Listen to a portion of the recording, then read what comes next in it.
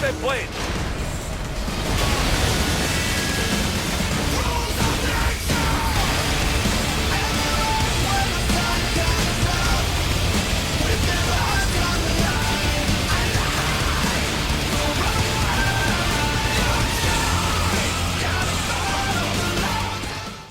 We recorded this like right after the DLC came out, so chainsaw was still something we could do, but the underlying glitch here with the blocking thing is still in the game. How the glitch works is you basically use the deflecting tier with any staff or seal, like any catalyst, and as long as you get the deflect timing, you can't take any guard or, well, stamina and health damage. And with how the deflection system seems to work, you can kind of just like keep tapping the block button repeatedly and it will kind of like cue your next deflection.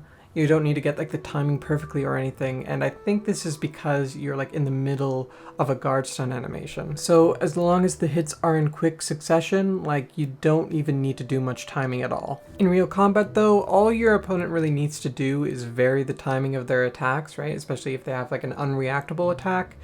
And if you mess up once, you could get guard broken really easily with staffs or seals. And as to the underlying reason why this is like able to work in the first place, right? Like why do you just take no stamina or health damage whatsoever? So basically the guarding event on every guard animation in the game has a behavior param that like a number it specifies to connect to the params.